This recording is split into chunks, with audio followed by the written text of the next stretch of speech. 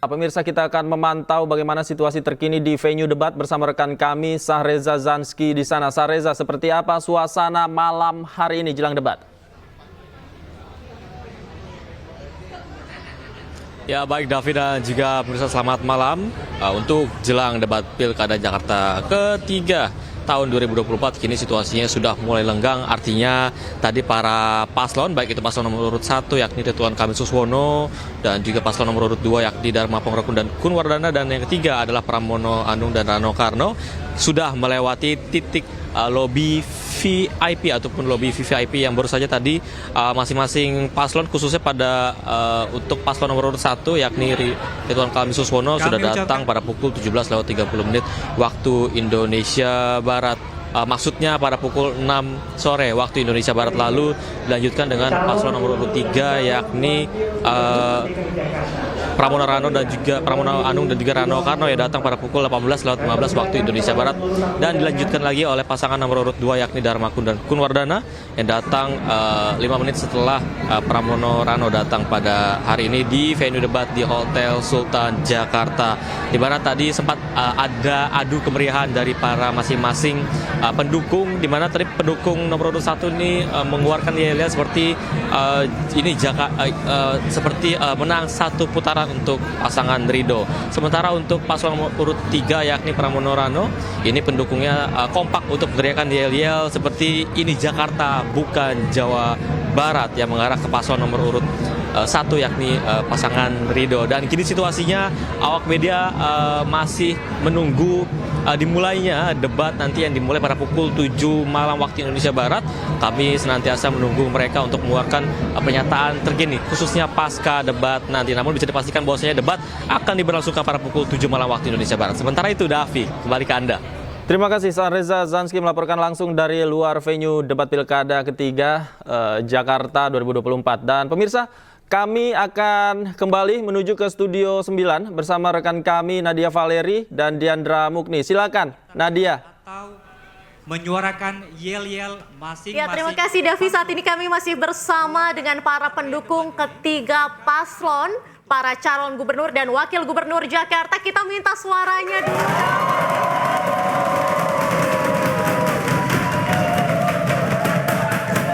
Baik, langsung saja kita akan bertanya lagi kepada jubir paslon nomor urut 1 Bapak Fahrudin soal kemacetan dan polusi. Ini kan menjadi satu masalah yang tak kunjung usai begitu Pak. Mungkin bagaimana penanganannya dari paslon 1 ataupun juga mungkin solusinya, dan waktunya mungkin hanya 1,5 menit mengingat durasi kita.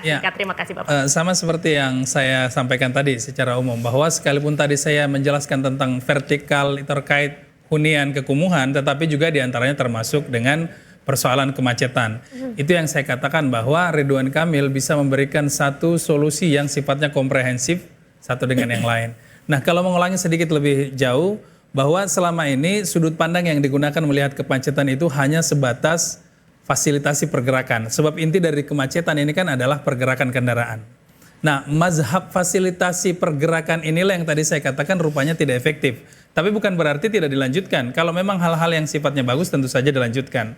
Nah, karena itu bahwa transportasi sudah difasilitasi untuk sampai 30% ternyata tidak terpenuhi juga, padahal sudah banyak itu, cuma 18% aja yang tergunakan, maka ia kemudian berpikir bahwa fasilitasi dalam bentuk lain yakni membatasi pergerakan, tapi bukan dalam arti orang yang di tengah kota hanya bekerja di kota, di hunian dibatasi tidak boleh ke kota, tidak. Hunian-hunian di pinggir dengan adanya nanti di sini dibangun perkantoran, maka otomatis mereka akan mencari lapangan pekerjaan yang kantornya juga ada di pinggir. Dengan sendirinya seperti itu otomatis.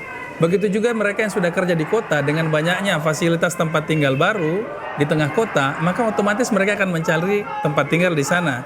Jadi bukan dibatasi dalam artian tidak boleh bergerak sama seperti membayangkan di masa Covid ya, semacam social distancing, tidak ada semacam itu. Nah, sama seperti inilah juga nantinya yang akan tadi saya katakan sekaligus juga justru meningkatkan ekonomi masyarakat dan semacamnya. Baik, terima kasih. Bapak, kita dengarkan lagi. Kita kasih aplaus dulu supporter dan juga dari pendukung paslon nomor 1.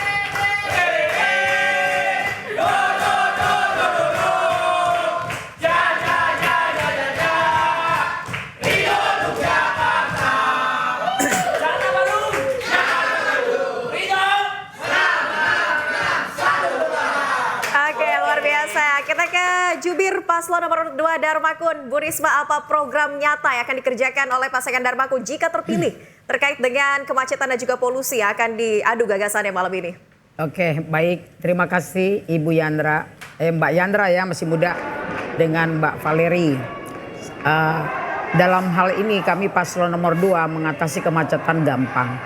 Melalui underpass, itu sistem yang baru, yang ini sukses dilakukan ini produk ini dari Belanda. Jadi underpass ini, dan underpass yang di atas, di bawah dan overpass. Dan tidak menghilangkan lampu merah dan yang tikungan-tikungan banyak. Nah, melalui itu, jadi ini teknologinya dapat kita pasang untuk di Jakarta ini apabila paslon kami terpilih itu dalam 7 hari karena ini sistemnya knockdown. Jadi ini sudah dirakit di sana sehingga jadi tidak mengurangi kemacetan, itu tidak ada lampu merah, tidak ada putaran-putaran yang nggak jelas gitu. Overpass, underpass, dan menghilangi round tab-nya. Dan untuk penghijauan masalah lingkungan, jadi di sini kita wajib salah satu program unggulan dilakukan penghijauan di setiap rooftop ya, rooftop di setiap gedung-gedung apa saja di Jakarta itu dilakukan penghijauan di atas dan harus tanami hijau-hijau. Jadi ini semacam vertical farming juga, begitu. Penghijauan, overpass, dan underpass yang akan menjadi solusi utama ya, Bu. Ya. Mana pendukung dari paslon 02 suaranya? Baik, kita akan beralih ke Mas Aris Setiawan Yodi. Mas, kalau misalnya kita melihat di pasangan calon nomor urut 3 bagaimana nih program nyatanya untuk mengentaskan kemacetan maupun juga polusi? Silakan. Ya, kita tahu memang Jakarta adalah salah satu kota termacet di dunia. Di Indonesia, Jakarta menempati posisi kedua kota termacet di Indonesia berdasarkan Asian Development Outlooks. Posisi pertama kota termacet di Indonesia itu adalah Bandung, ibu kota provinsi Jawa Barat. Di mana memang kalau di Bandung, kalau dibanding Jakarta, kita lihat memang transportasi di publik di sana sangat amburadul ya. Saya bisa lihat halte kapsul tak terurus, banyak yang menjanjikan LRT juga tidak ada. Habis itu kereta gantung pun sampai sekarang terkatung-katung seperti itu. Tetapi kalau di Jakarta kita lihat memang saat ini sudah 80% terkoneksi transportasi umum. Memang penggunanya masih di bawah 30%. Kita akan dorong minimal sampai 50% nantinya ke depan. Nah, apa yang akan kita jadikan solusinya itu yaitu misalnya menambah jumlah armada ya, Transjakarta, kemudian Jaklingko, sehingga waktu tunggunya nanti maksimal 3 menit. Per 3 menit itu nanti ada kendaraan umum. Dan kita akan menggratiskan 15 golongan untuk menaiki transportasi umum. Dan fasilitasnya kita perbagus. Sehingga orang ada keinginan naik transportasi umum. Nah, itu untuk transportasi umumnya. Jadi semua akan terkoneksi. Bahwa Jaklingko punyanya program yang diinisiasi Mas Anies akan kita lanjutkan. Tentu saja. Kemudian untuk mengatasi polusi. Selain dari masyarakat yang dipaksa untuk menaiki transportasi umum dengan fasilitas yang sudah tersedia dan memadai, kita juga akan sediakan penambahan ruang terbuka hijau. Hari ini di Jakarta hanya 5%, kita ingin minimal 30%. Sehingga minimal kalau udah taman kota yang 24 jam, malam-malam kita nggak perlu lagi nongkrong atau duduk di depan minimarket. Baik, tetapi di taman kota. Baik, itu. Terima kasih banyak Mas Aris. Kita dengarkan dulu suaranya 03.